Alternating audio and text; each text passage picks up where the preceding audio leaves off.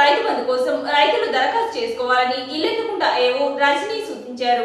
కొత్తగా పాస్బుక్ పొందిన రైతులు రైతు బంధు కోసం దరఖాస్తు చేసుకోవాలని ఇల్లెందుకుంట ఏవో రజనీ సూచించారు. ఇల్లెందుకుంట మండలంలో గతంలో 200 మంది, కొత్తగా 300 పైచిలకు మొత్తం 500 మంది రైతులు అర్హులుగా ఉన్నారని, వారంతా తమ పట్టాదారు పాస్బుక్, ఆధార్ కార్డ్, బ్యాంక్ ఖాతా జిరాక్సులతో రైతు బంధు అప్లికేషన్ ఫామ్ నింపి మండలంలోని తమ క్లస్టర్ కు చెందిన రైతు వేదిక భవనంలో వ్యవసాయ విస్తరణ అధికారులకు అందించాలని తెలిపారు. త్వరలోనే అందరికీ రైతు బంధు డబ్బు జమ అవుతుందని ఏవో తెలిపారు.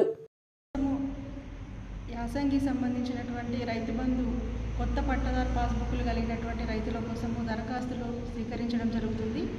మన ఇల్లంతకుంట మండలం లోపల 4 రైతు వేదికల్లో వ్యవసాయ విస్తీర్ణ అధికారులు అందుబాటులో ఉండడం జరుగుతుంది.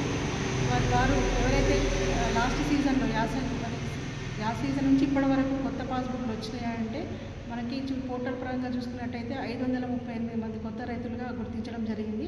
వీరిలో అంతకు ముందున్న వాళ్ళు కూడా 200 మంది ఉన్నారు. కొత్తగా నమోదు చేసుకున్న వాళ్ళు 300 మంది రైతులుగా మాకు గుర్తించడం జరిగింది.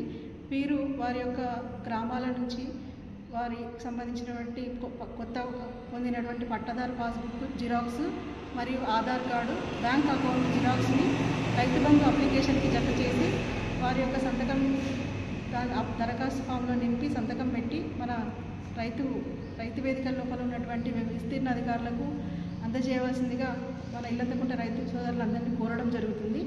మనకి కొత్త నిన్నటి నుంచి రైతు బంధు అనేది జమ కావడం జరుగుతుంది. రైతుల లోపల విడతల వారీగా అందరి రైతులకు వారి యొక్క అకౌంట్లలో డబ్బులు అనేవి జమ చేయడం జరుగుతుంది. కాబట్టి రైతు సోదరులు అందరూ గమనించి కొత్తగా ఎవరైతే పాస్బుక్లు పొందినారో వారు ఖచ్చితంగా వారి యొక్క అప్లికేషన్ దరఖాస్తు కాగితాన్ని మనకి విస్తరణాధికారులకు అందజేయవలసిందిగా కోరడం జరుగుతుంది.